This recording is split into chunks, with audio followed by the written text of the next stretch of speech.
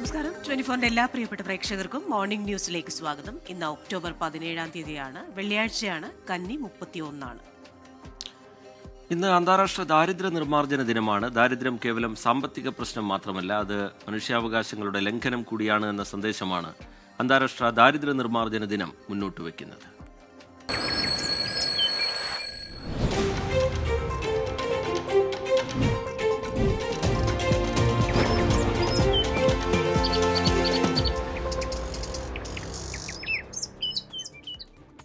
Morning ന്യൂസിൽ വിശദമായ റിപ്പോർട്ടുകളിലേക്ക്.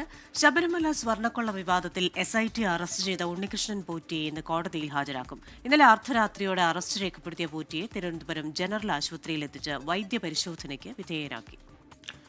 10 മണിക്കൂറോളം നീണ്ട ചോദ്യം ചെയ്യലിനൊടുവിലാണ് അറസ്റ്റ് രേഖപ്പെടുത്തിയത്. ശബരിമല സ്വർണ്ണക്കൊള്ളയിൽ ആസൂത്രണം നടന്നു എന്നാണ് ഉണ്ണികൃഷ്ണൻ പോറ്റിയുടെ മൊഴി. സ്വർണ്ണക്കവർച്ചയെക്കുറിച്ച് ദേവസ്വം ഉദ്യോഗസ്ഥർക്ക് അറിയാമായിരുന്നുവെന്നും മൊഴി നൽകിയിട്ടുണ്ട്. വിവരങ്ങളുമായി തിരുവനന്തപുരത്ത് നിന്ന് റിനു ശ്രീധർ ചേരും. ഒപ്പം തന്നെ ഷഫീദ് റാവുത്തറും ചേരും. റിനു, ഇന്നലെ രാത്രിയിലുണ്ടായ അറസ്റ്റ് നൽകിയ ചില മൊഴികൾ, ഏറെ നിർണായകമായ ചില മൊഴികളാണല്ലോ നൽകിയിരിക്കുന്നത്. ഇനി എന്താണ് ഇന്നത്തെ ഒരു നടപടിക്രമങ്ങൾ? Good morning Christina, Rajitha.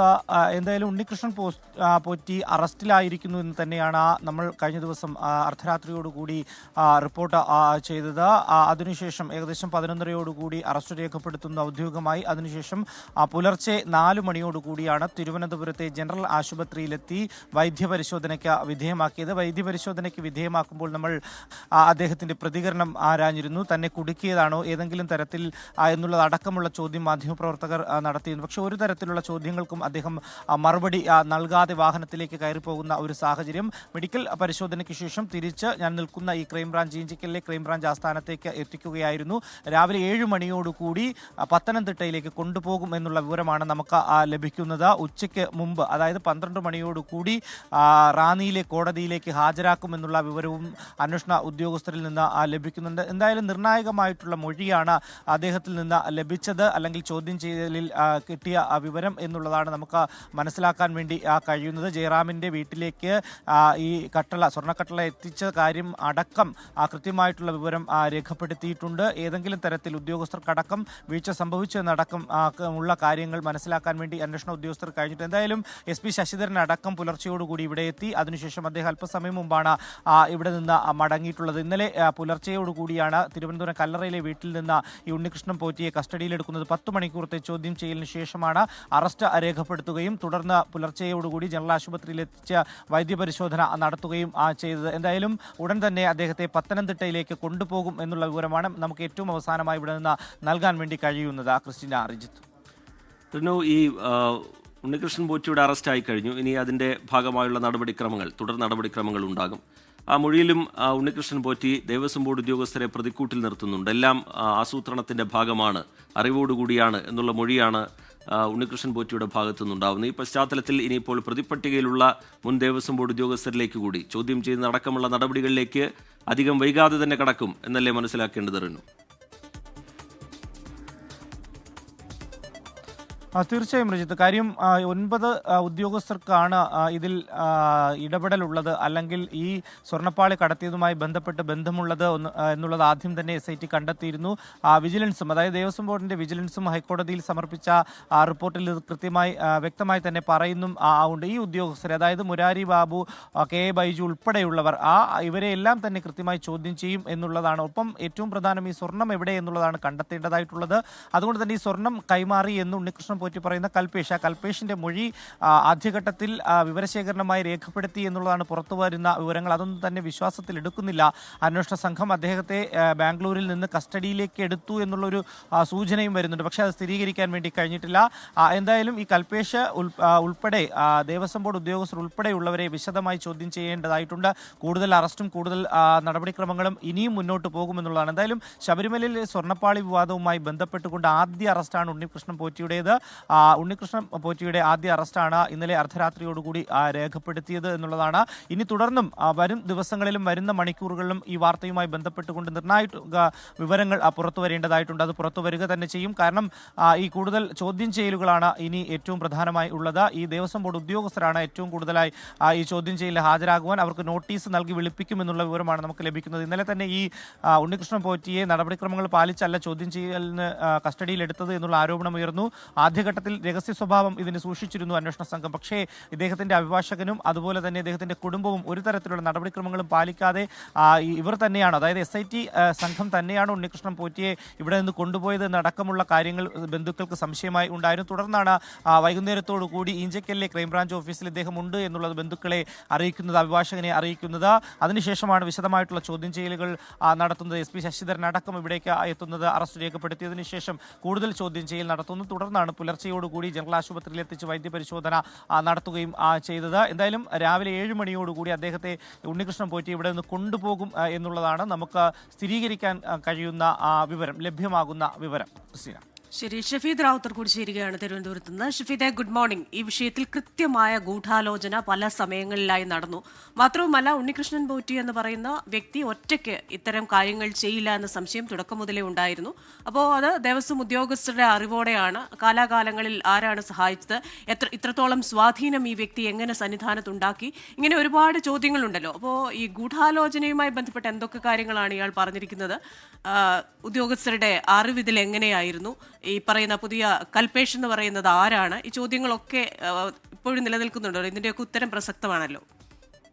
Christina, നമ്മുടെ അറിവിൽ മാത്രം ഏതാണ്ട് 7 മണിക്കൂറിലധികം നീണ്ട സ്വർണ്ണക്കവർച്ചയുമായി ബന്ധപ്പെട്ട നിർണായക ചോദ്യം ചെയ്യലിൽ പല കാര്യങ്ങളും ഉണ്ണികൃഷ്ണൻ പോറ്റി ഇപ്പോൾ അന്വേഷണ സംഘത്തിന് മുൻപിൽ പറഞ്ഞിട്ടുണ്ട് എന്നുള്ളതാണ് ഏറ്റവും സുപ്രധാനമായിട്ടുള്ള കാര്യം. മാത്രവുമല്ല, ഇന്നലെ ഏതാണ്ട് രാവിലെ 11 മണി മുതൽ രാത്രി 12 മണി വരെയുള്ള സമയം ഈ സ്വർണ്ണക്കവർച്ചയിലെ അന്വേഷണത്തിൽ നിർണായകമായിരുന്നു. പ്രത്യേകിച്ച് പല കാര്യങ്ങൾ ഉണ്ണികൃഷ്ണൻ പോറ്റി അന്വേഷണ സംഘത്തോട് പറഞ്ഞിരുന്നു. നേരത്തെ നമ്മൾ സൂചിപ്പിച്ചതുപോലെ തന്നെ ചോദ്യാവലി തയ്യാറാക്കിയിട്ടായിരുന്നു SITയുടെ ചോദ്യം ചെയ്യൽ. അതിലാണ് ഈ ഗൂഢാലോചന, അതല്ലെങ്കിൽ ആസൂത്രണം നടത്തി നടത്തിയ കവർച്ച എന്നൊക്കെയുള്ള കാര്യങ്ങൾ ഉണ്ണികൃഷ്ണൻ പോറ്റി പറഞ്ഞത്. അതിൽ ഏറ്റവും പ്രധാനം ഈ ദേവസ്വം ഉദ്യോഗസ്ഥർക്കെതിരെ ഉണ്ണികൃഷ്ണൻ പോറ്റി മൊഴി നൽകിയിട്ടുണ്ട് എന്നുള്ളതാണ്. അതായത് സ്വർണ്ണപ്പാളി ഏതെങ്കിലും തരത്തിലുള്ള ടെക്നിക്കൽ ഇറർ സംഭവിച്ച് ശബരിമലയിൽ നിന്ന് കൊണ്ടുപോയതല്ല, പകരം കൃത്യമായ ആസൂത്രണം അക്കാര്യത്തിൽ നടന്നിരുന്നു. ഉദ്യോഗസ്ഥർക്കടക്കം അക്കാര്യത്തിൽ പങ്കുണ്ടായിരുന്നു എന്നുള്ള കാര്യം ഉണ്ണികൃഷ്ണൻ പോറ്റി മൊഴിയിൽ പറഞ്ഞു എന്നുള്ളതാണ് ഏറ്റവും പ്രധാനപ്പെട്ട കാര്യം. ഉദ്യോഗസ്ഥരുടെ പങ്ക്, അല്ലെങ്കിൽ ഏതൊക്കെ ഉദ്യോഗസ്ഥർ എന്നുള്ള കാര്യത്തിൽ നമുക്കിപ്പോഴും സംശയമുണ്ട്. പക്ഷേ ഒരു കാര്യം ഉറപ്പിച്ചു പറയാം. കാരണം ഇപ്പോൾ പുറത്തു വന്നിരിക്കുന്ന പേര്, അത് മുരാരി ബാബുവിൽ തുടങ്ങി ദേവസ്വം വിജിലൻസിന്റെ റിപ്പോർട്ടിൽ ഏതാണ്ട് എട്ടാം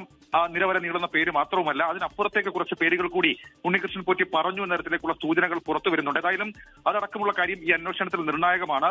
ഇനി ഇക്കാര്യത്തിൽ 7 മണിയോടുകൂടി ഉണ്ണികൃഷ്ണൻ പോറ്റിയെ റാന്നിയിലേക്ക് കൊണ്ടുപോയാൽ ഇന്ന് തന്നെ കസ്റ്റഡി അപേക്ഷ നൽകാനാണ് അന്വേഷണ സംഘത്തിന്റെ നീക്കം. അങ്ങനെയാണെങ്കിൽ നാളെയോടുകൂടി ഇക്കാര്യത്തിൽ നിർണായകമായ തെളിവെടുപ്പ് ഉണ്ടാകും. സംസ്ഥാനത്തിനകത്തും പുറത്തും തെളിവെടുപ്പ് നടത്തണം. സന്നിധാനത്ത് ഒരുപക്ഷെ തൊട്ടടുത്ത ദിവസങ്ങൾ ഉണ്ടാകില്ലെങ്കിൽ കൂടി സംസ്ഥാനത്തിന് പുറത്ത്, പ്രത്യേകിച്ച് സ്മാർട്ട് ക്രിയേഷൻസിലടക്കം വലിയ തരത്തിൽ പരിശോധന ഇക്കാര്യത്തിൽ ആവശ്യമാണ്.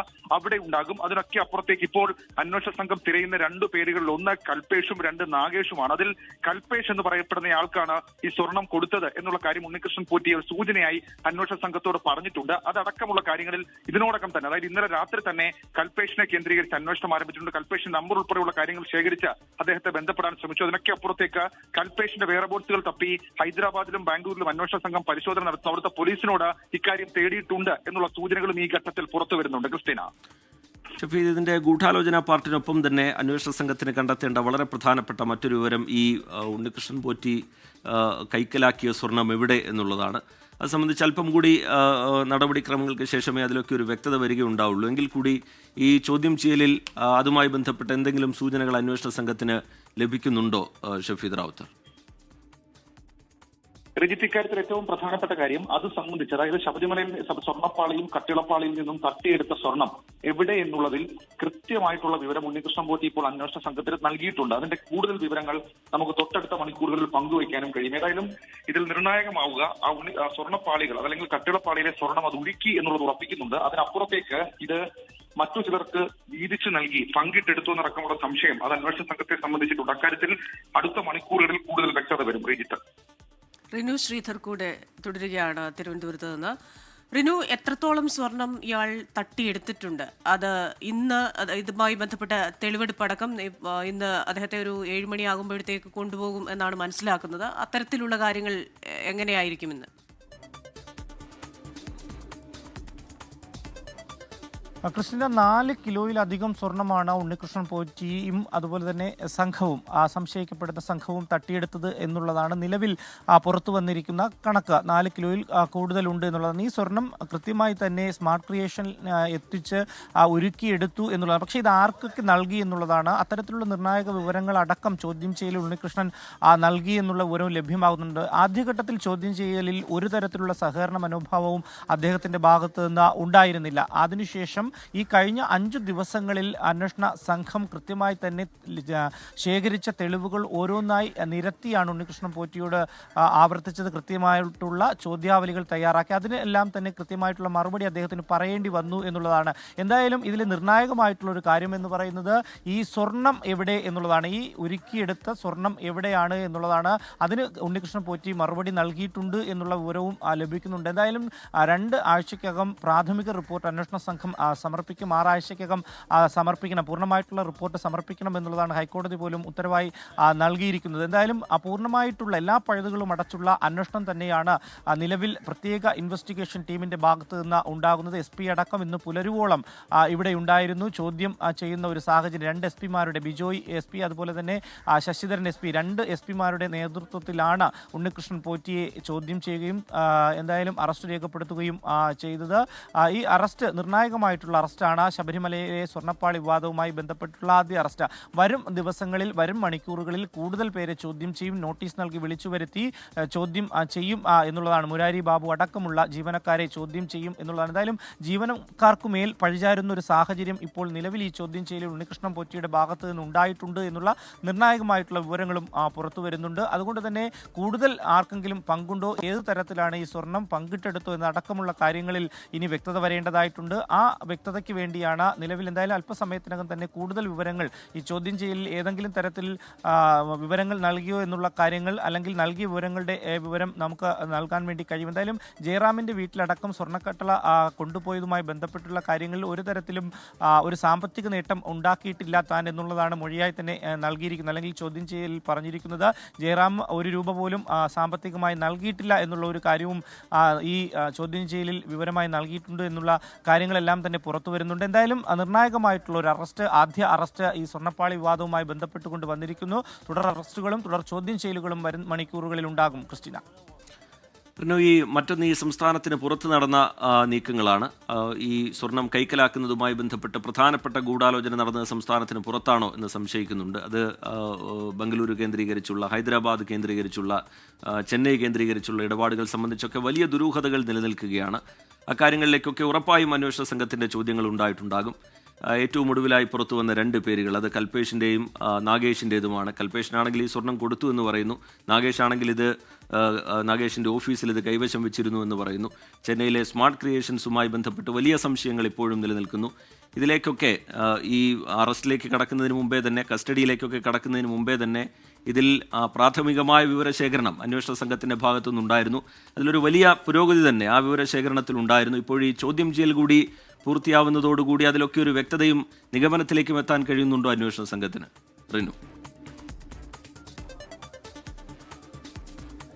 തീർച്ചയായും രജിത്, കാര്യം ഏറ്റവും പ്രധാനമെന്ന് പറയുന്നത് ഈ സ്വർണ്ണപ്പാളി ഇവിടെ നിന്ന് കൊണ്ടുപോയതിന് ശേഷം 2019 കൊണ്ടുപോയതിന് ശേഷം 39 ദിവസങ്ങൾ ഇത് കൈവശം വെച്ചിരുന്നു എന്നുള്ളതാണ്. അതിനുശേഷമാണ് ഈ സ്മാർട്ട് ക്രിയേഷനിലൊക്കെ തന്നെ എത്തുന്നത്. ചെമ്പ് പൂശിയ സ്വർണം പൂശാനെത്തിയ ചെമ്പുപാളി എത്തുന്നത് എന്നുള്ളതാണ്. ഈ 39 ദിവസം എവിടെ പോയി ഈ സ്വർണ്ണപ്പാളി, ഏത് ദിശയിലൂടെ സഞ്ചരിച്ചു, എവിടെയെല്ലാം കൊണ്ടുപോയി എന്നുള്ളതാണ് ഏറ്റവും പ്രധാനമായി ചോദ്യം ചെയ്യപ്പെടുന്നത്. അത് ആ പോയ വഴികൾ കൃത്യമായി തന്നെ ക്രൈംബ്രാഞ്ചും സഞ്ചരിച്ചു എന്നുള്ളതാണ് നമുക്ക് മനസ്സിലാക്കാൻ വേണ്ടി കഴിയുന്നത്. അതിൻ്റെ അടിസ്ഥാനത്തിലുള്ള ചോദ്യം ചെയ്യലുകളായിരുന്നു ഈ ഉണ്ണികൃഷ്ണൻ പോറ്റിയോട്. ആദ്യഘട്ടത്തിൽ ഞാൻ നേരത്തെ സൂചിപ്പിച്ചതുപോലെ തന്നെ ഒരു തരത്തിലുള്ള സഹകരണവും അദ്ദേഹത്തിൻ്റെ ഭാഗത്തു നിന്നുണ്ടായില്ല. പക്ഷേ ഈ 5 ദിവസങ്ങൾ കൊണ്ട് ഈ ഉദ്യോഗസ്ഥർ വിവിധ സംഘങ്ങളായി തിരിഞ്ഞ് വിവിധ മേഖലകളിൽ ബാംഗ്ലൂരിലും ഹൈദരാബാദിലും അടക്കം നടത്തിയ അന്വേഷണത്തിൻ്റെ ഭാഗമായിട്ടുള്ള തെളിവുകൾ നിരത്തിയുള്ള ചോദ്യം ചെയ്യലിൽ ഉണ്ണികൃഷ്ണൻ പോറ്റി പെട്ടു എന്ന് തന്നെ നമുക്ക് പറയേണ്ടി വരും. അതിനുശേഷം കൃത്യമായിട്ടുള്ള സഹകരണം അദ്ദേഹത്തിൻ്റെ ഭാഗത്തു നിന്ന് ഉണ്ടായി. എന്തായാലും മെഡിക്കൽ പരിശോധനയ്ക്ക് വേണ്ടി, വൈദ്യപരിശോധനയ്ക്ക് വേണ്ടി തിരുവനന്തപുരത്തെ ജനറൽ ആശുപത്രി ആശുപത്രിയിൽ എത്തിച്ചപ്പോൾ കൃത്യമായി തന്നെ മാധ്യമങ്ങൾ അദ്ദേഹത്തോട് നമ്മളടക്കം പ്രതികരണം ആരാഞ്ഞു. പക്ഷേ ഒരു തരത്തിലുള്ള പ്രതികരണത്തിനും അദ്ദേഹം തയ്യാറായില്ല. നേരത്തെ നമുക്കറിയാം അദ്ദേഹത്തിൻ്റെ വീട്ടിലും അതുപോലെ തന്നെ ദേവസ്വം ബോർഡ് വിജിലൻസിൻ്റെ മുന്നിൽ ഹാജരാകുമ്പോഴൊക്കെ തന്നെ അദ്ദേഹം കൃത്യമായി അദ്ദേഹത്തിന് ഒരു പ്ലാൻ ഉണ്ടായിരുന്നു, അല്ലെങ്കിൽ അദ്ദേഹം വലിയ രീതിയിൽ കോൺഫിഡൻസ് ഉണ്ടായിരുന്നു അദ്ദേഹത്തിന് എന്നുള്ളതാണ്. അത്തരത്തിലുള്ള പ്രതികരണമായിരുന്നു അദ്ദേഹത്തിൻ്റെ ഭാഗത്തു നിന്ന് വന്നത്. പക്ഷേ ഇന്ന് അദ്ദേഹം മൗനം കൊണ്ടിരിക്കുന്ന ഒരു സാഹചര്യം, ഒരു തരത്തിലും ഒരു പ്രതികരണവും നടത്താതെ പോകുന്ന ഒരു സാഹചര്യമാണ് അദ്ദേഹത്തിൻ്റെ ഭാഗത്തു നിന്ന് ഉണ്ടായി എന്നുള്ളതാണ്. എന്തായാലും നിലവിൽ നിർണായകമായിട്ടുള്ള അറസ്റ്റാണ് ഉണ്ണികൃഷ്ണൻ പോറ്റിയുടേത്. ആദ്യ അറസ്റ്റാണ്. ഈ ശബരിമല സ്വർണ്ണ വിവാദവുമായി ബന്ധപ്പെട്ടുകൊണ്ട് കൂടുതൽ അറസ്റ്റ് ഉണ്ടാകുമെന്നുള്ളതിൽ യാതൊരുവിധ സംശയവുമില്ല.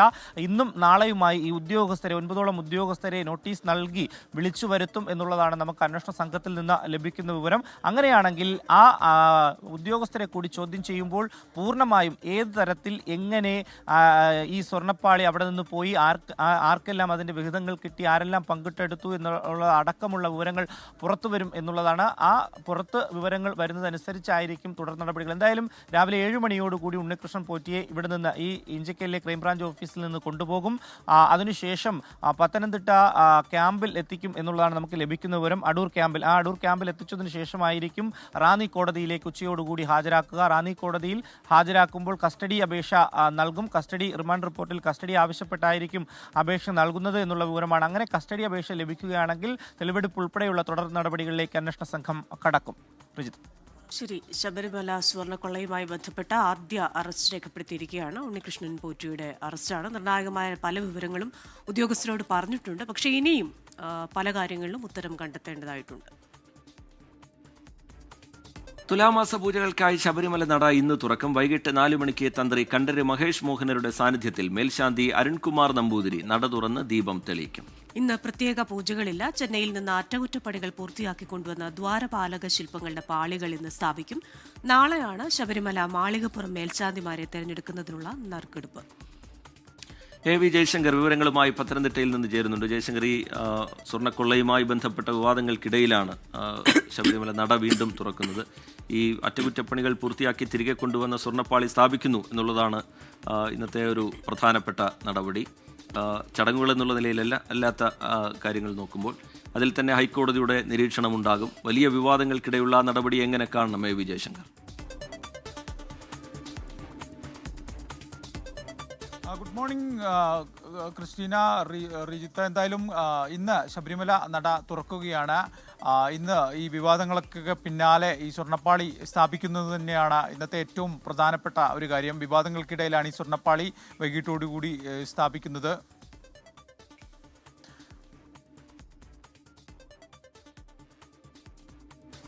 തുലാമാസ പൂജകൾക്കായി ഇന്ന് ശബരിമല നട തുറക്കുകയാണ്. പക്ഷേ ഇന്ന് പ്രത്യേക പൂജകളില്ല. തന്ത്രി കണ്ഠര് മഹേഷ് മോഹനരുടെ സാന്നിധ്യത്തിൽ മേൽശാന്തി അരുൺകുമാർ നമ്പൂതിരി ഇന്ന് നട തുറന്ന് ദീപം തെളിയിക്കും. ചെന്നൈയിൽ നിന്ന് അറ്റകുറ്റപ്പണികൾ പൂർത്തിയാക്കി കൊണ്ടുവന്ന ദ്വാരപാലക ശില്പങ്ങളുടെ പാളികൾ ഇന്ന് സ്ഥാപിക്കും. ഒപ്പം തന്നെ നാളെ ശബരിമല മാളികപ്പുറം മേൽശാന്തിമാരെ തെരഞ്ഞെടുക്കുന്നതിനുള്ള നറുക്കെടുപ്പും നടക്കും. വി ജയശങ്കറാണ് പത്തനംതിട്ടയിൽ നിന്ന് ചേരുന്നത്. ജയശങ്കർ, തുടരാം. അതായത് തുലാമാസ പൂജകൾക്ക് വേണ്ടി ശബരിമല നട 5 മണിയോടുകൂടി തുറക്കും. ഈ ഘട്ടത്തിലായിരിക്കും ഹൈക്കോടതി നിർദ്ദേശം അനുസരിച്ച ഈ ദ്വാരപാലക ശില്പങ്ങളുടെ സ്വർണ്ണപ്പാളികൾ സ്ഥാപിക്കുക.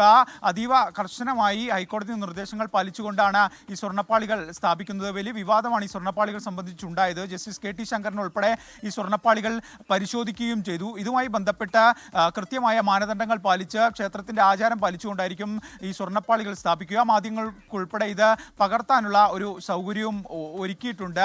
എന്തായാലും ഇതുമായി ബന്ധപ്പെട്ട ഒരുക്കങ്ങൾ സന്നിധാനത്ത് പൂർത്തിയായി.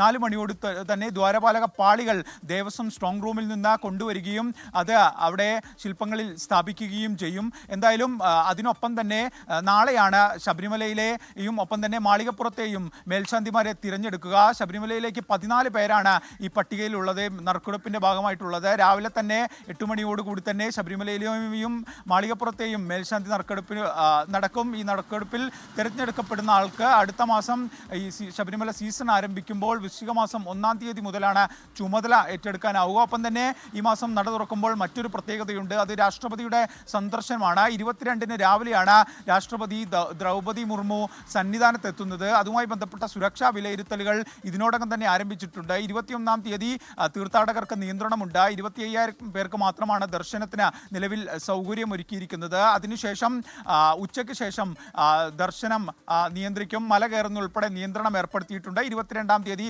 ആർക്കും സന്നിധാനത്ത് പ്രവേശനമില്ല. രാഷ്ട്രപതിയുടെ സുരക്ഷാ പ്രോട്ടോകോൾ നിലനിൽക്കുന്നതിനാൽ തന്നെ പൂർണ്ണമായും ആളുകളെ ഇവിടെ നിന്ന് മാറ്റുന്ന ഒരു രീതി ക്രമീകരിക്കും. ഒപ്പം തന്നെ പാസ് ഉൾപ്പെടെ ഉണ്ടെങ്കിൽ മാത്രമായിരിക്കും സന്നിധാനത്ത് നിൽക്കാൻ പോലും സാധിക്കും. എന്തായാലും സുരക്ഷാ ക്രമീകരണങ്ങൾ രാഷ്ട്രപതിയുടെ സന്ദർശനവുമായി ബന്ധപ്പെട്ട് ഇതിനോടകം തന്നെ ഉദ്യോഗസ്ഥർ ക്രമീകരിച്ചിട്ടുണ്ട്. ഒപ്പം തന്നെ ഇതുമായി ബന്ധപ്പെട്ട് മറ്റു തലത്തിൽ ഇന്ന് പാളി സ്ഥാപിക്കുന്നതിനും മറ്റു കാര്യത്തിലുള്ള ക്രമീകരണങ്ങളും എല്ലാം തന്നെ ഇതിനോടകം തന്നെ പൂർത്തിയായിട്ടുണ്ട്. എന്തായാലും ഉച്ചയോടുകൂടി തന്നെ ഈ ഭക്തരെ സന്നിധാനത്തേക്ക് കയറ്റിവിടാനുള്ള നടപടികൾ ആരംഭിക്കും. ക്രിസ്റ്റീന, റീജിത്ത്.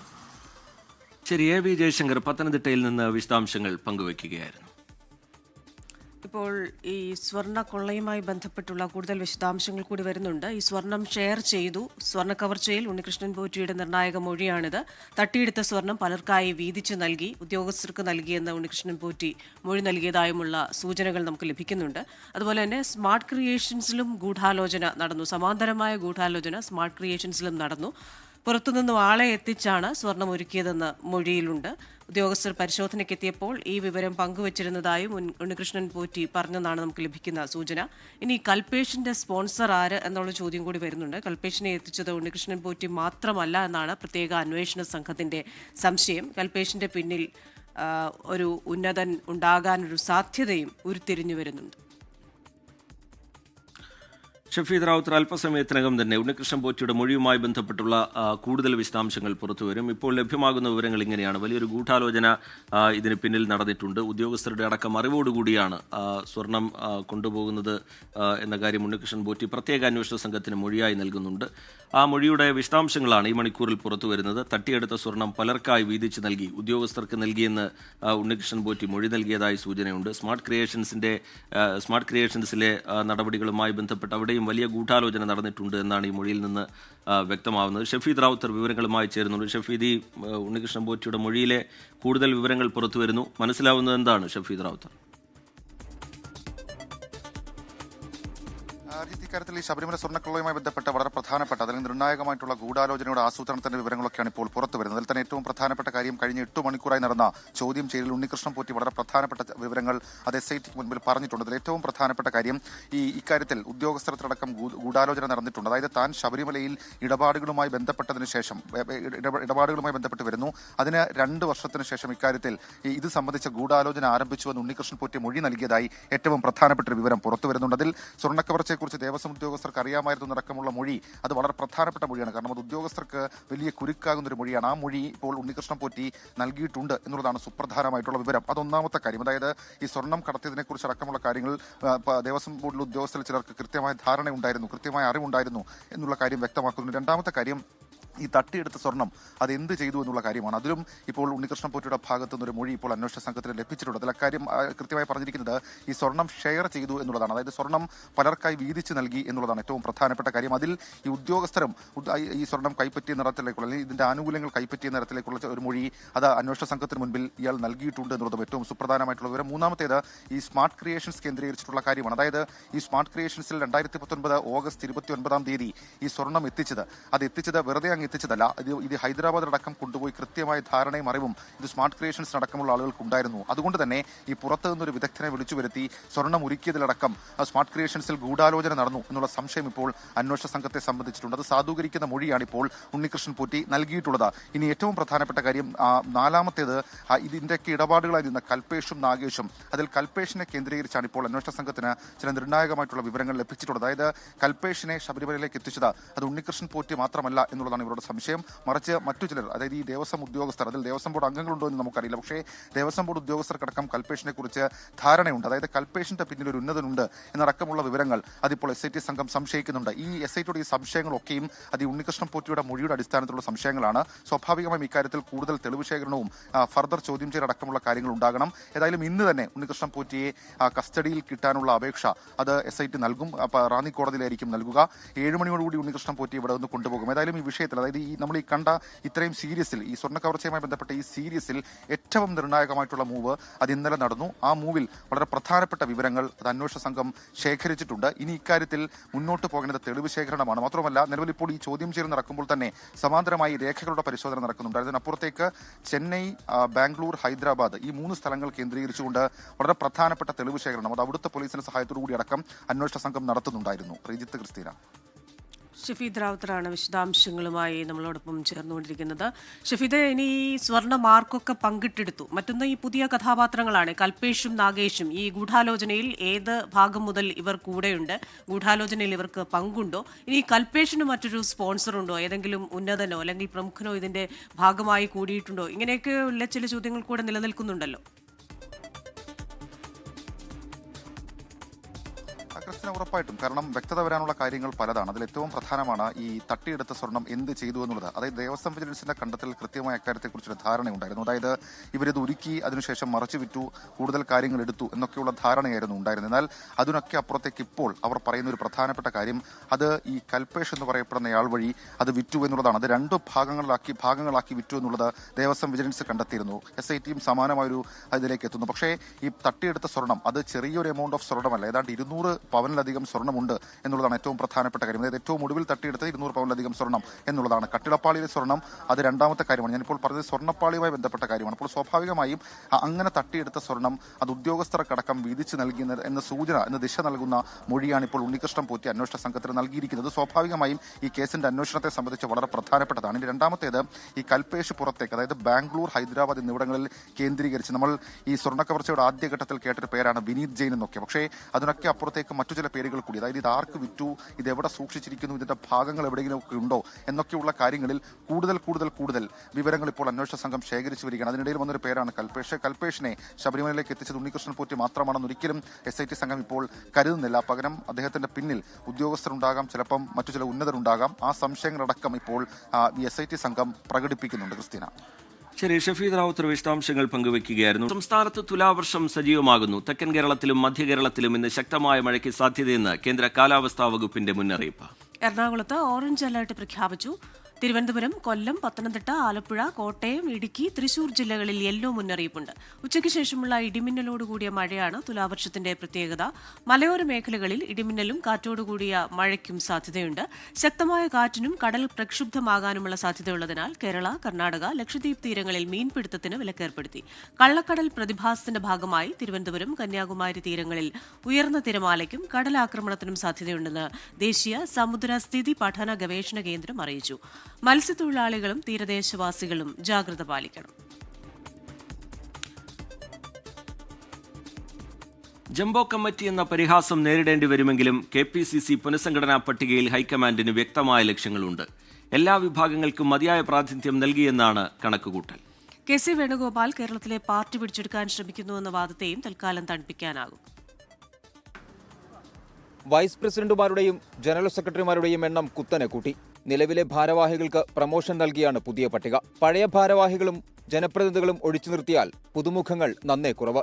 എന്നാൽ പ്രധാന ഗ്രൂപ്പുകൾക്കെല്ലാം മതിയായ പങ്കാളിത്തം ഉറപ്പിക്കാനായി.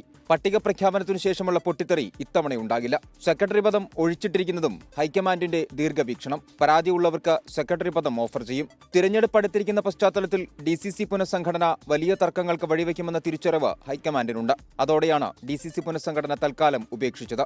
രാഷ്ട്രീയകാര്യ സമിതിയിലേക്ക് 6 അംഗങ്ങൾ പുതുതായി എത്തിയത് അപ്രതീക്ഷിതമായാണ്. പുതിയ രാഷ്ട്രീയകാര്യ സമിതി അംഗങ്ങളിൽ 3 പേർ A ഗ്രൂപ്പുകാരും 2 പേർ I ഗ്രൂപ്പുകാരുമാണ്. KC വേണുഗോപാൽ പക്ഷക്കാരനായ രാജ്മോഹൻ ഉണ്ണിത്താനും രാഷ്ട്രീയകാര്യ സമിതിയിലെത്തി. വൈസ് പ്രസിഡന്റുമാരിൽ ശരത്ചന്ദ്ര പ്രസാദും എം ലിജുവും എ ഷുക്കൂറും രമേശ് ചെന്നിത്തലയുടെ നോമിനികൾ. പാലോട് രവിയും മാത്യു കുഴൽനാടനും കെ സി വേണുഗോപാൽ പക്ഷത്തുനിന്ന് ഇടം പിടിച്ചു.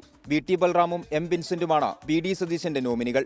V P Sajeendran, Ramya Haridas, Roy K Paulose, Jaison Joseph എന്നിവരാണ് വൈസ് പ്രസിഡന്റ് പട്ടികയിലെ എ ഗ്രൂപ്പുകാർ. പഴയ ഐ ഗ്രൂപ്പെങ്കിലും ഹൈക്കമാൻഡ് പ്രതിനിധിയായാണ് ഹൈബി ഈഡൻ വൈസ് പ്രസിഡന്റ് പട്ടികയിൽ ഇടം പിടിച്ചത്. കെ സുധാകരൻ മുന്നോട്ടുവച്ച ഡി സുഗതനും വൈസ് പ്രസിഡന്റായി. ഏറെക്കാലമായി ഒഴിഞ്ഞുകിടന്ന KPCC ട്രഷറർ സ്ഥാനത്തേക്ക് സണ്ണി ജോസഫിന്റെ അടുപ്പക്കാരനായ VA നാരായണനെത്തി. ജംബോ പട്ടികയിൽ 19 പേർ തങ്ങളുടെ നോമിനികളാണെന്നാണ് ഐ ഗ്രൂപ്പിന്റെ അവകാശവാദം. മതിയായ പ്രാതിനിധ്യം കിട്ടിയെന്ന് എ ഗ്രൂപ്പും പ്രാഥമികമായി കണക്കുകൂട്ടുന്നു. പട്ടികയിൽ എല്ലാ ഗ്രൂപ്പുകൾക്കും തെറ്റില്ലാത്ത പ്രാതിനിധ്യമുണ്ടെങ്കിലും കെ സി വേണുഗോപാൽ എഫക്ട് പ്രകടമാണ്. തർക്കമൊഴിവാക്കാനുള്ള ജംബോ പട്ടിക തന്ത്രം ഫലം കാണുമെന്ന പ്രതീക്ഷയിലാണ് ഹൈക്കമാൻഡ്. സലീം മാലിക്, 24, തിരുവനന്തപുരം.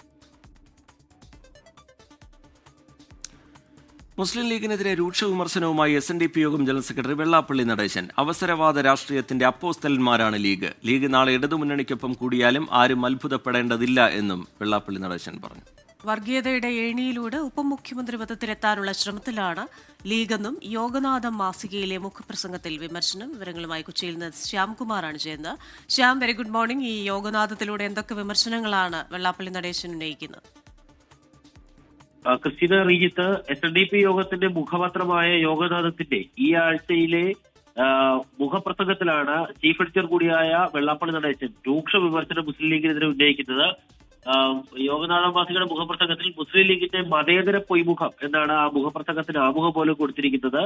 ഉപമുഖ്യമന്ത്രി പദത്തിനു വേണ്ടി ശ്രമത്തിലാണ് മുസ്ലിം ലീഗ്. വർഗീയതയുടെ ഏടിയിലൂടെയാണ് ഇതിനുവേണ്ടി ശ്രമിക്കുന്നത്. ഇടതുമുന്നണിയുടെ കൂടെ മുസ്ലിം ലീഗ് പോയാലും അത്ഭുതപ്പെടാനില്ല തുടങ്ങിയ വിമർശനങ്ങളാണ് ഉന്നയിക്കുന്നത്. അതിൽ പ്രധാനപ്പെട്ടത്, ഇങ്ങനെ ഇടതുമുന്നണിയുടെ കൂടെ പോയാലും വർഗീയതയുടെ വോട്ട് കച്ചവടം നടക്കുന്നതിനാൽ ഇവരെല്ലാവരും മുസ്ലിം ലീഗിനെ കൂടെ കൂട്ടും.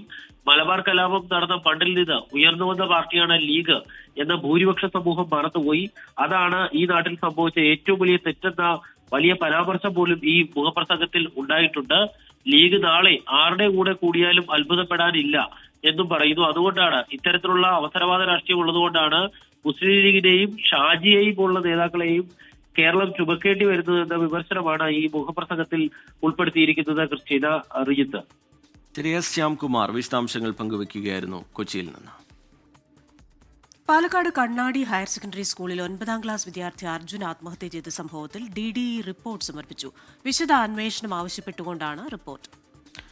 റിപ്പോർട്ട് പരിഗണിച്ച ശേഷം DDE പൊതുവിദ്യാഭ്യാസ ഡയറക്ടർക്ക് കൈമാറും. സംഭവത്തിൽ കൂടുതൽ വിദ്യാർത്ഥികളിൽ നിന്ന് മൊഴിയെടുക്കും. കുടുംബം ഇന്ന് കുഴൽമന്ദം പോലീസിന് പരാതി നൽകിയേക്കും. കഴിഞ്ഞ 14-ാം തീയതിയാണ് അർജുൻ ആത്മഹത്യ ചെയ്തത്. അധ്യാപിക ആശ ഭീഷണിപ്പെടുത്തിയിരുന്നതായും മാനസികമായി പീഡിപ്പിച്ചിരുന്നതായും ആരോപിച്ച് വിദ്യാർത്ഥികൾ ഇന്നലെ സ്കൂളിൽ പ്രതിഷേധിച്ചിരുന്നു. സംഭവത്തെ തുടർന്ന് സ്കൂൾ ചൊവ്വാഴ്ച വരെ അടച്ചിട്ടിട്ടുണ്ട്. വിദ്യാഭ്യാസ മന്ത്രിയുടെ നിർദ്ദേശപ്രകാരം പ്രധാന അധ്യാപിക ലിസിയെയും ആരോപണ വിധേയായ അധ്യാപിക ആശയെയും മാനേജ്മെന്റ് സസ്പെൻഡ് ചെയ്തിട്ടുണ്ട്.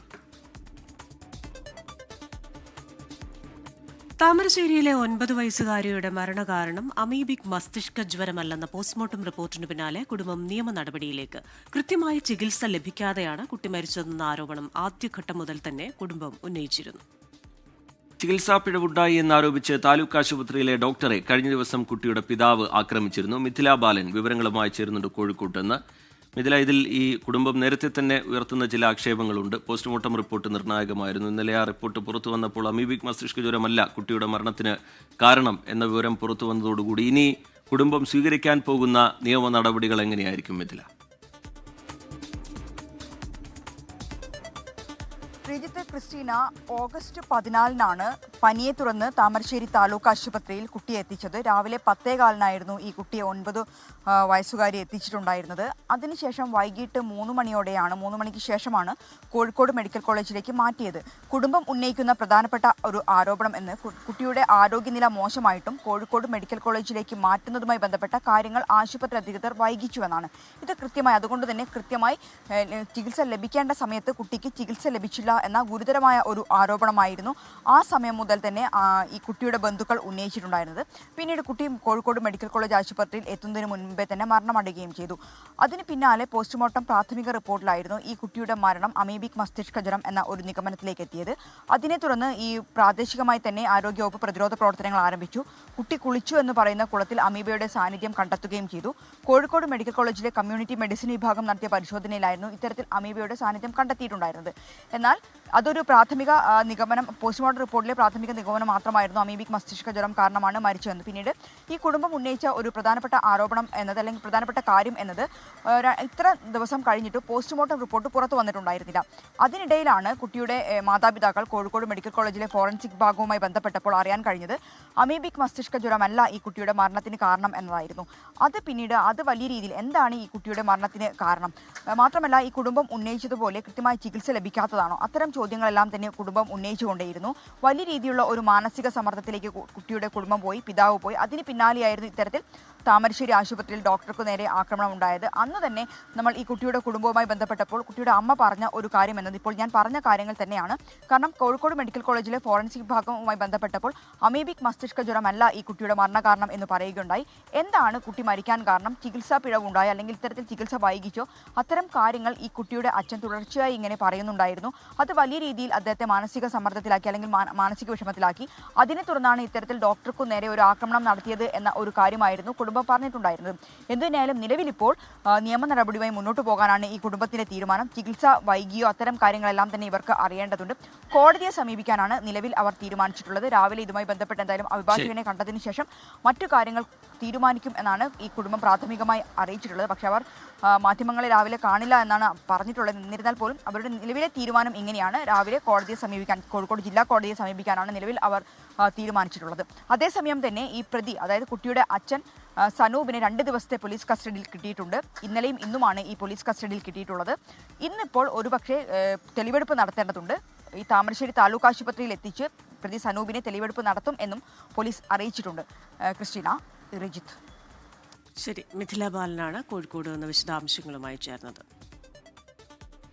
ഇനി 24 ഒരു ബ്രേക്കിംഗ് വാർത്തയാണ്. പോലീസുകാരെ ഗ്രനേഡ് എറിയാൻ പഠിപ്പിക്കാൻ വടകര റൂറൽ പോലീസ് ഡിവൈഎസ്പിമാർക്കും SHOമാർക്കും വടകര റൂറൽ SP സർക്കുലർ അയച്ചു. ഇന്നു മുതലാണ് പരിശീലനം. S ശ്യാംകുമാർ വിവരങ്ങളുമായി ചേരുന്നുണ്ട് കൊച്ചിയിൽ നിന്ന്. ശ്യാം, വിവരങ്ങൾ. ശ്യാം. റിജിത്ത്, പേരാമ്പ്രയിൽ നടന്ന സംഘർഷത്തിൽ ഗ്രനേഡ് പോലീസ് ഉദ്യോഗസ്ഥരുടെ കയ്യിൽ നിന്ന് പൊട്ടി എന്നുള്ള ഒരു ആരോപണം ഉയർന്നിരുന്നു. ഇതിന് പിന്നാലെയാണ് കൃത്യമായി എങ്ങനെ ഗ്രനേഡ് എറിയാൻ പഠിക്കണം, എങ്ങനെ പഠിപ്പിക്കണം എന്നുള്ളത് പോലീസുകാർ മറന്നു എന്ന വിമർശനവും ഉയർന്നു. ഇതോടെയാണ് വടകര റൂറൽ SP കീഴിലുള്ള 4 DYSPമാരുടെയും അവരുടെ കീഴിലുള്ള പോലീസ് ഉദ്യോഗസ്ഥരോടും ഇന്ന് വടകര റൂറൽ SP ആസ്ഥാനത്ത് പരിശീലനത്തിനായി രാവിലെ 7 മണി മുതൽ എത്താനായിട്ട് സർക്കുലർ നൽകിയിരിക്കുന്നത്. ഈ സർക്കുലർ പ്രകാരം 7 മണി മുതൽ 9 മണി വരെ പരിശീലനം നടക്കും. എങ്ങനെയാണ് ഗ്രനേഡ് എറിയേണ്ടത് എന്നുള്ള പരിശീലനമാകും നൽകുക എന്ന് SP DYSPമാർക്ക് അയച്ച സർക്കുലറിൽ വ്യക്തമാക്കിയിട്ടുണ്ട്. ഇത്തരത്തിലുള്ള പരിശീലനം പോലീസിൽ തന്നെ അപൂർവമാണ്. ഏതായാലും ഈ സംഘർഷവുമായി ബന്ധപ്പെട്ട ഗ്രനേഡ് ഉപയോഗവും അതിനെ തുടർന്നുണ്ടായ വിവാദങ്ങളുമാണ് പരിശീലനത്തിന് പിന്നിലെന്നുള്ളതാണ് പോലീസ് വൃത്തങ്ങളിൽ നിന്ന് വ്യക്തമാകുന്നത്. ശരി, S ശ്യാംകുമാറാണ് കൊച്ചിയിൽ നിന്ന് വിശദാംശങ്ങളുമായി ചേർന്നത്. കോഴിക്കോട് നൂറാംതോടിൽ ലോറി ഡ്രൈവറെ മർദ്ദിച്ചതായി പരാതി. കോട്ടയം കാഞ്ഞിരപ്പള്ളി സ്വദേശി ഷമീർ ഷാജഹാനാണ് മർദ്ദനമേറ്റത്. 8 പേർക്കെതിരെയാണ് പരാതി. ഞാൻ കർണാടക മൈസൂരിൽ നിന്ന് ടൈലുമായിട്ട് വന്നതാണ്. അവരെന്നെ ഈ നാട്ടുകാർ 10-15 പേര് കൂടി, അത് ഈ ജമാലെന്ന് പറഞ്ഞ ഒരു പാർട്ടിയാണ് മെയിനായിട്ട് എന്നെ അടിച്ചത്. താമരശ്ശേരി ഗവൺമെൻറ് ഹോസ്പിറ്റലിൽ കൊണ്ടുപോയി അവിടെ ഡോക്ടറെ കാണിച്ച് ചെക്ക് ചെയ്തു. അത് കഴിഞ്ഞ് താമരശ്ശേരി പോലീസ് സ്റ്റേഷനിൽ പോയി പരാതി കൊടുത്തിട്ടുണ്ട്. അപ്പോൾ അവർ പറഞ്ഞു കോഴഞ്ചേരി പോലീസ് സ്റ്റേഷനിൽ പോയി കൊടുത്താൽ മതി എന്നാണ് പറഞ്ഞേക്കുന്നത്. വിശദാംശങ്ങളുമായി ചേരുന്നത് മിഥില ബാലനാണ് കോഴിക്കോട് നിന്ന്. Mithila, good morning again. എന്താണ് സംഭവിച്ചത്? ടൈലുമായി വരുന്ന ഒരു ഡ്രൈവറെ എന്തുകൊണ്ട് നാട്ടുകാർ മർദ്ദിച്ചു? അതിന് കാരണം എന്ത് എന്നൊരു ചോദ്യമുണ്ടല്ലോ.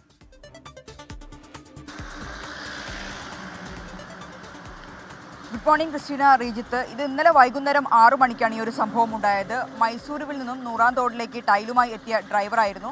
ഈ ടൈല് ലോറിയിൽ നിന്നും മറ്റൊരു പിക്കപ്പ് വാനിലേക്ക് മാറ്റുന്നതിനിടെ ടൈല് പൊട്ടുകയുണ്ടായി. എന്നാൽ ഇത് കൃത്യമായി അല്ലെങ്കിൽ സൂക്ഷിക്കാതെ ഇറക്കിയത് കൊണ്ടാണ് ഇത്തരത്തിൽ പൊട്ടിയതെന്ന് ഈ ഒരു ഡ്രൈവർ പറയുന്നു. അതിനെ തുടർന്നാണ് ഇത്തരത്തിലുള്ള ഒരു വാക്കേറ്റവും പിന്നീട് സംഘർഷത്തിലേക്ക് അല്ലെങ്കിൽ ഈ ഡ്രൈവറെ മർദ്ദിക്കുന്ന ഒരു സാഹചര്യത്തിലേക്ക് പോയിട്ടുള്ളത്.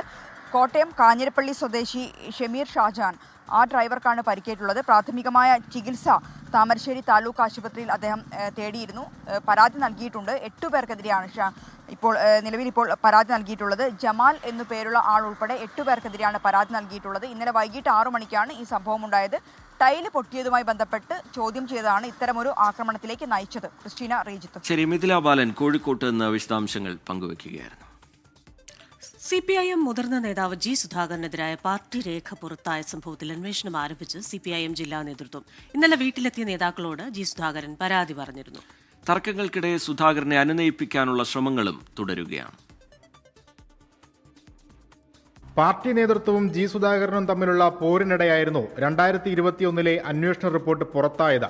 കഴിഞ്ഞ നിയമസഭാ തെരഞ്ഞെടുപ്പിലെ ജി സുധാകരന്റെ വീഴ്ചകൾ എണ്ണിപ്പറഞ്ഞുള്ള റിപ്പോർട്ട് നിലവിലെ രാഷ്ട്രീയ സാഹചര്യത്തിൽ പാർട്ടിക്ക് തലവേദനയായി. ജി സുധാകരന് നാണക്കേടും. ഇതോടെയാണ് പാർട്ടിയോട് പരാതി പറഞ്ഞത്. റിപ്പോർട്ട് പുറത്തുവിട്ടവരെ കണ്ടെത്തണം, നടപടി സ്വീകരിക്കണം, ഗൂഢാലോചന പുറത്തു കൊണ്ടുവരണം. വീട്ടിലെത്തിയ കേന്ദ്ര കമ്മിറ്റി അംഗം CS സുജാതയോടും ജില്ലാ സെക്രട്ടറി R നാസറിനോടും ജി സുധാകരൻ ആവശ്യപ്പെട്ടു. സംഭവത്തിൽ ജില്ലാ കമ്മിറ്റി അന്വേഷണം ആരംഭിച്ചു. നവംബർ ആദ്യവാരം ചേരുന്ന ജില്ലാ കമ്മിറ്റി യോഗത്തിൽ അന്വേഷണത്തിന്റെ വിവരങ്ങൾ വ്യക്തമാക്കും. പാർട്ടിയെ ബാധിക്കുന്ന പരസ്യ പ്രസ്താവനകൾ ഒഴിവാക്കണമെന്ന ജി സുധാകരനും മറ്റ് നേതാക്കൾക്കും CPIM നിർദ്ദേശം നൽകിയിട്ടുണ്ട്. 24 ആലപ്പുഴ. പാലിയക്കര ടോൾ വിലക്കിൽ ഹൈക്കോടതി വിധി ഇന്ന്. ഇടപ്പള്ളി മണ്ണുത്തി ദേശീയപാത നിർമ്മാണം ഇഴഞ്ഞു നീങ്ങുന്നതിന് പിന്നാലെയാണ് പാലിയക്കരയിൽ ടോൾ വിലക്ക് ഏർപ്പെടുത്തിയത്. ഓഗസ്റ്റ് 6-നായിരുന്നു ഇടക്കാല ഉത്തരവ്. നിർമ്മാണ പ്രവർത്തനങ്ങൾ വേഗത്തിലാക്കി പ്രശ്നങ്ങൾ പരിഹരിക്കാമെന്ന് കേന്ദ്ര സർക്കാരും ദേശീയപാതയും ഹൈക്കോടതിക്ക് ഉറപ്പു നൽകിയിട്ടുണ്ട്. എന്നാൽ പ്രശ്നങ്ങൾ ഇതുവരെ പരിഹരിച്ചിട്ടില്ല എന്നാണ് മോണിറ്ററിംഗ് കമ്മിറ്റിയുടെ റിപ്പോർട്ട്. കർശന ഉപാധികളോടെയാകും വീണ്ടും ടോൾ പിരിക്കാനുള്ള ഹൈക്കോടതി ഉത്തരവ് ഉണ്ടാവുക. സംസ്ഥാനത്തെ സർക്കാർ ആശുപത്രികളിൽ വീണ്ടും ഹൃദയ ശസ്ത്രക്രിയ പ്രതിസന്ധി. കുടിശ്ശിക നൽകാത്തതോടെ 21 സ്റ്റോക്ക് തിരിച്ചെടുക്കുമെന്ന് ഉപകരണ വിതരണക്കാർ അറിയിക്കുന്നു. കോഴിക്കോട്, കോട്ടയം, തിരുവനന്തപുരം മെഡിക്കൽ കോളേജുകളിലും എറണാകുളം ജനറൽ ആശുപത്രിയിലും പ്രതിസന്ധി ഉണ്ടാകും. വിതരണക്കാർക്ക് കുടിശ്ശിക നൽകാൻ നേരത്തെ തീരുമാനമായെങ്കിലും പൂർണ്ണമായും കുടിശ്ശിക കൊടുത്തു തീർക്കാൻ കഴിഞ്ഞില്ല. ഇതോടെയാണ് കടുത്ത നടപടിയുമായി ഉപകരണ വിതരണ കമ്പനിക്കാർ രംഗത്തു വന്നത്.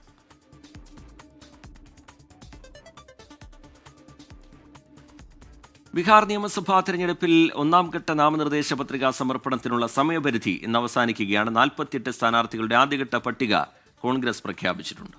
പട്ടികയിൽ 24 പേർ മാത്രമാണ് 1ാം ഘട്ടത്തിൽ മത്സരിക്കുന്നത്. അതേസമയം ബീഹാറിൽ പ്രചാരണം ശക്തമാക്കുകയാണ് BJP. പ്രധാനമന്ത്രി അടക്കം പ്രമുഖ നേതാക്കൾ പ്രചാരണത്തിനായി ബീഹാറിലെത്തും.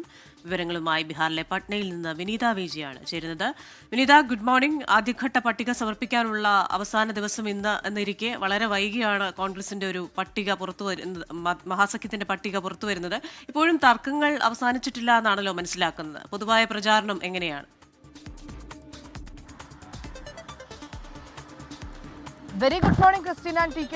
ക്രിസ്റ്റീന സൂചിപ്പിച്ചതുപോലെ തന്നെ ഏതാണെങ്കിലും തർക്കങ്ങളൊക്കെ പരിഹരിച്ച ഇന്നലെ രാത്രിയോടുകൂടിയാണ് കോൺഗ്രസിന്റെ പട്ടിക പുറത്തുവിട്ടിരിക്കുന്നത്. അതിൽ ആദ്യഘട്ടത്തിൽ 48 സ്ഥാനാർത്ഥികളാണ് പട്ടികയിലുള്ളത്. അതിൻ്റെ ഒരു പ്രത്യേകത, ഈ 48 സ്ഥാനാർത്ഥികളിൽ 1ാം ഘട്ടത്തിലേക്ക് മത്സരിക്കുന്നത് 24 പേർ മാത്രമാണ്. വനിതകളുണ്ട്. പുതുമുഖങ്ങൾക്കൊക്കെ ആ പട്ടികയിൽ പ്രാധാന്യം നൽകിയിട്ടുണ്ട്. ഏറെ നീണ്ടുനിന്ന ചർച്ചകൾക്കും പ്രശ്നങ്ങൾക്കും ഒക്കെ ഒടുവിലാണ് ഇന്ന് ഈ സമയപരിധി അവസാനിക്കുമെന്നിരിക്കെ ഇന്നലെ രാത്രിയോടുകൂടി കോൺഗ്രസ് ഈ പട്ടിക പുറത്തുവിടുന്നത്. ഈ ചർച്ചകൾ നീണ്ടുപോയതിന് പിന്നാലെ രാഹുൽ ഗാന്ധി തന്നെ ലാലു പ്രസാദ് യാദവിനെ വിളിക്കുകയും സംസാരിക്കുകയും ചെയ്തിട്ടുണ്ടായിരുന്നു. മല്ലികാർജ്ജുൻ ഖാർഗെയും ഈ പ്രശ്നങ്ങൾ പരിഹരിക്കുന്നതിനായി ഇടപെട്ടിട്ടുണ്ടായിരുന്നു. കൂടുതൽ സീറ്റുകൾ അനുവദിക്കണമെന്ന കോൺഗ്രസിന്റെയും ഇടതു പാർട്ടികളുടെയും ആവശ്യമാണ് ഈ ചർച്ചകൾ നീണ്ടുപോകാൻ ഇടയാക്കിയത്. 55 സീറ്റുകൾ വരെ നൽകുമെന്നായിരുന്നു RJD ആദ്യഘട്ടത്തിൽ അറിയിച്ചിട്ടുണ്ടായിരുന്നത്. എന്നാൽ ഞങ്ങൾക്ക് 60 മുതൽ 70 സീറ്റുകൾ വരെ ലഭിക്കണമെന്നുള്ളതായിരുന്നു കോൺഗ്രസിന്റെ ആവശ്യം. ഒപ്പം തന്നെ കൂടുതൽ സീറ്റുകൾ നൽകണമെന്ന് ഇടതു പാർട്ടികളും ആവശ്യപ്പെട്ടിട്ടുണ്ടായിരുന്നു. പക്ഷേ എല്ലാ സഖ്യകക്ഷികളെയും ഒരേപോലെ ഞങ്ങൾക്ക് പരിഗണിക്കേണ്ടതായിട്ടുണ്ട് എന്നായിരുന്നു ലാലു പ്രസാദ് യാദവ് അതിന് മറുപടി നൽകിയിട്ടുണ്ടായിരുന്നത്. പിന്നീട് ഈ ചർച്ചകളൊക്കെ തന്നെ പരിഹരിച്ച ഇന്നലെ ഈ ചർച്ചയിലൂടെ കാര്യങ്ങളൊക്കെ തന്നെ പരിഹരിച്ച് ഇന്നലെ രാത്രിയോടുകൂടി തന്നെ ആദ്യഘട്ട പട്ടിക കോൺഗ്രസ് പുറത്തുവിട്ടിരിക്കുകയാണ്. ഇന്ന് നാമനിർദ്ദേശ പത്രികകൾ സമർപ്പിക്കുന്നതിനുള്ള ഏറ്റവും അവസാന ദിവസമാണ്. സമയപരിധി ഇന്ന് അവസാനിക്കും. അതിനോടകം തന്നെ BJP സംബന്ധിച്ചിടത്തോളം മൊത്തത്തിൽ എല്ലാ മണ്ഡലങ്ങളിലും ഇതിനോടകം ഒരു മേൽക്കൈമ BJP നേടിയിട്ടുണ്ട്. കാരണം അവർ ഈ തെരഞ്ഞെടുപ്പ് പ്രചരണത്തിലേക്ക് കടന്നിരിക്കുകയാണ്. ഇന്നലെ യോഗി ആദിത്യനാഥ് ബീഹാറിൽ എത്തിയിട്ടുണ്ട്. ഇന്ന് അമിത്ഷാ എത്തും. പ്രധാനമന്ത്രി ഉൾപ്പെടെ 40 പേരടങ്ങുന്ന താരപ്രചാരകരുടെ ഒരു പട്ടിക തന്നെ തയ്യാറാക്കിയിരിക്കുകയാണ് BJP. എല്ലാ മേഖലകളിലേക്കും എത്തി ഇതിനോടകം തന്നെ വികസനം ഉൾപ്പെടെയുള്ള സ്ട്രാറ്റജി എല്ലാ ആളുകളിലേക്കും എത്തിച്ചുകൊണ്ടുള്ള ഒരു പ്രചരണം തന്നെയാണ് NDAയും മുന്നോട്ട് വയ്ക്കുന്നത്. ഒപ്പം തന്നെ LJP ഉൾപ്പെടെയുള്ള മറ്റ് പാർട്ടികളും ഇതിനോടകം തന്നെ പ്രചരണത്തിലേക്ക് കടന്നിരിക്കുന്നു. അങ്ങനെ ബീഹാറിനെ സംബന്ധിച്ചിടത്തോളം ഒരു തർക്കങ്ങളും പ്രശ്നങ്ങളും ഒക്കെ പരിഹരിച്ചുകൊണ്ട് ഒരു തെരഞ്ഞെടുപ്പ് പ്രചരണ ചൂടിലേക്ക് കടക്കുകയാണ് ബീഹാർ. ശരി, വിനീത VG പട്നയിൽ നിന്ന് വിശദാംശങ്ങൾ പങ്കുവയ്ക്കുകയായിരുന്നു. ഒന്നാം ഘട്ട സ്ഥാനാർത്ഥി പട്ടിക കോൺഗ്രസ് കൂടി പ്രഖ്യാപിച്ചതോടുകൂടി ഏതാണ്ട് മത്സരചിത്രം എങ്ങനെയാണ് എന്നത് സംബന്ധിച്ചൊരു വ്യക്തത ബീഹാറിൽ വരുന്നുണ്ട്. പ്രചാരണം ഊർജിതമാക്കുകയാണ് മുന്നണികൾ. ദേശീയ നേതാക്കളെ അടക്കം കളത്തിലിറക്കിക്കൊണ്ടുള്ള പ്രചാരണത്തിലേക്ക് ബീഹാർ പോവുകയാണ്. ഗുജറാത്തിൽ മന്ത്രിസഭാ പുനഃസംഘടന ഇന്ന്. പുതിയ മന്ത്രിസഭ ഇന്ന് 11:30 സത്യപ്രതിജ്ഞ ചെയ്യും. ചടങ്ങിൽ കേന്ദ്ര ആഭ്യന്തരമന്ത്രി അമിത്ഷാ, പാർട്ടി ദേശീയ അധ്യക്ഷൻ JP നദ്ദ എന്നിവർ പങ്കെടുക്കും. നിലവിലെ മന്ത്രിസഭയിലെ ചിലരെ നിലനിർത്തി അവശേഷിക്കുന്ന മന്ത്രിപദങ്ങളിൽ പുതുമുഖങ്ങളെ പരീക്ഷിക്കാനാണ് ഒരുങ്ങുന്നത്. യുവാക്കളുടെയും വനിതകളുടെയും SC/ST OBC വിഭാഗങ്ങളുടെയും പ്രാതിനിധ്യം പുതിയ മന്ത്രിസഭയിൽ ഉണ്ടാകുമെന്നാണ് ലഭ്യമാകുന്ന വിവരം. മന്ത്രിസഭ 26 അംഗങ്ങളായി വികസിപ്പിക്കുമെന്നും വിവരമുണ്ട്. ദീപാവലി ആഘോഷത്തിന് മുന്നോടിയായി അയോധ്യയിൽ നടക്കുന്ന ദീപോത്സവ് 19-ന് തുടക്കമാകും. ലോകത്തിലെ തന്നെ ഏറ്റവും വലിയ ദീപോത്സവമാണ് അയോധ്യയിലേത്. 2024 25 ലക്ഷം ദീപങ്ങൾ തെളിയിച്ച് ദീപോത്സവം ഗിന്നസ് വേൾഡ് റെക്കോർഡ് നേടിയിരുന്നു. അയോധ്യയും പരിസരങ്ങളും ദീപപ്രഭയിലാവാൻ ഇനി 2 നാൾ കൂടി. ദീപങ്ങൾ തയ്യാറാക്കുന്ന തിരക്കിലാണ് നാടെങ്ങും. ലോകമെമ്പാടുമുള്ള ദശലക്ഷക്കണക്കിന് ഭക്തരെയും വിനോദസഞ്ചാരികളെയും ആകർഷിക്കുന്ന ദീപോത്സവ് കഴിഞ്ഞ വർഷം ലോക റെക്കോർഡ് നേടിയിരുന്നു.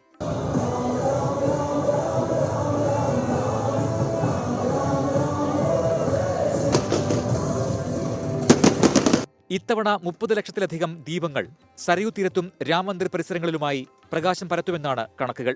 19 മുതൽ 23 വരെയാണ് അയോധ്യയിൽ ദീപോത്സവത്തിന്റെ ഭാഗമായുള്ള ആഘോഷങ്ങൾ. രാമായണ വാക്സ് മ്യൂസിയത്തിന്റെ ഉദ്ഘാടനം ഉത്സവത്തിന്റെ ഭാഗമായി നടക്കും. മഹാ ആരതിയും ലൈറ്റ് ഷോയും വിവിധ കലാസാംസ്കാരിക പരിപാടികൾ, വെടിക്കെട്ട് തുടങ്ങിയവയും നടക്കും. News desk 24. ഗൾഫ് സന്ദർശിക്കുന്ന മുഖ്യമന്ത്രി പിണറായി വിജയന്റെ ആദ്യ പൊതുപരിപാടി ഇന്ന് രാത്രി ബഹ്റൈൻ കേരളീയ സമാജം ഓഡിറ്റോറിയത്തിലാണ് ആദ്യ പരിപാടി. പ്രവാസികളുടെ പല പ്രശ്നങ്ങളിലും പരാതികളിലുമുള്ള സർക്കാരിന്റെ പരിഹാര പദ്ധതികൾ മുഖ്യമന്ത്രി പ്രഖ്യാപിച്ചേക്കും. ജലീൽ കണ്ണമംഗലം തയ്യാറാക്കിയ റിപ്പോർട്ട്. ഗൾഫ് പര്യടനത്തിന്റെ ഭാഗമായി മുഖ്യമന്ത്രി പിണറായി വിജയൻ ഇന്നലെയാണ് ബഹ്റൈനിലെത്തിയത്. ഇന്നാണ് മുഖ്യമന്ത്രിയുടെ ആദ്യത്തെ പൊതുപരിപാടി. ഇന്ന് നടക്കുന്ന പ്രവാസി മലയാളി സംഗമത്തെ മുഖ്യമന്ത്രി അഭിസംബോധന ചെയ്യും. വൈകുന്നേരം 6:30-നാണ് പരിപാടി. ബഹ്റൈൻ കേരളീയ സമാജം ഡയമണ്ട് ജൂബിലി ഹാളിലാണ് പരിപാടി നടക്കുന്നത്. മലയാളം മിഷനും ലോക കേരള സഭയും ചേർന്നാണ് ഈ പരിപാടി സംഘടിപ്പിക്കുന്നത്. മുഖ്യമന്ത്രിക്ക് പുറമെ മന്ത്രി സജി ചെറിയാനും ഇന്ത്യൻ സ്ഥാനപതി Vinod K Jacob, Lulu group chairman MA Yusuff Ali, chief secretary A Jayathilak തുടങ്ങിയവരൊക്കെ ഈ പരിപാടിയിൽ സംബന്ധിക്കുന്നുണ്ട്. എന്നാൽ UDF അനുകൂല സംഘടനകൾ ഈ പരിപാടിയോട് സഹകരിക്കില്ല എന്ന് അറിയിച്ചിട്ടുണ്ട്. പ്രത്യേകിച്ച് OICC, KMCC തുടങ്ങിയ സംഘടനകൾ ഈ പരിപാടിയോട് സഹകരിക്കില്ല. പ്രത്യേകിച്ച് അവർ പറയുന്ന കാരണം തെരഞ്ഞെടുപ്പ് അജണ്ടയാണ് മുഖ്യമന്ത്രിയുടെ ഈ സന്ദർശനം എന്നാണ്. അതോടൊപ്പം തന്നെ 8 വർഷം മുമ്പ് മുഖ്യമന്ത്രി ബഹ്റൈൻ സന്ദർശിച്ചപ്പോൾ നൽകിയ വാഗ്ദാനങ്ങളൊന്നും പാലിച്ചിട്ടില്ല എന്നും ഇവർ ആരോപണം ഉന്നയിക്കുന്നുണ്ട്. ഏതായാലും ഇന്നത്തെ പരിപാടി കഴിഞ്ഞ് മുഖ്യമന്ത്രി മടങ്ങും. അതിനു മുമ്പത്തെ ഷെഡ്യൂൾ പ്രകാരം സൗദി ആയിരുന്നു മുഖ്യമന്ത്രി അതിനുശേഷം സന്ദർശിക്കേണ്ടിയിരുന്നത്. എന്നാൽ കേന്ദ്രാനുമതി ലഭിക്കാത്ത സാഹചര്യത്തിൽ സൗദി സന്ദർശനം ഇല്ലാതായി. മുഖ്യമന്ത്രി നാട്ടിലേക്ക് തന്നെ, കേരളത്തിലേക്ക് തന്നെ ബഹ്റൈൻ പരിപാടി കഴിഞ്ഞ് മടങ്ങും. പല പ്രഖ്യാപനങ്ങളും മുഖ്യമന്ത്രിയിൽ നിന്നും മലയാളികൾ, പ്രവാസികൾ പ്രതീക്ഷിക്കുന്നുണ്ട്. പ്രത്യേകിച്ച് പ്രവാസി പുനരധിവാസ പാക്കേജ്, പെൻഷൻ പദ്ധതിയിലെ അപാകതകൾ പരിഹരിക്കൽ, യാത്രാ പ്രശ്നങ്ങൾ പരിഹരിക്കൽ, ടിക്കറ്റ് നിരക്കിലെ, വിമാന ടിക്കറ്റ് നിരക്കിലെ വലിയ തോതിലുള്ള വർധന തുടങ്ങിയ പ്രശ്നങ്ങൾക്കൊക്കെ ഒരു പരിഹാരം കാണും. പല പദ്ധതികളും മുഖ്യമന്ത്രി പ്രഖ്യാപിക്കും എന്ന് തന്നെയാണ് പ്രവാസികളുടെ പ്രതീക്ഷ. ഇനി രാജ്യാന്തര വാർത്തകൾ പരിശോധിക്കാം. വാർത്താലോകം.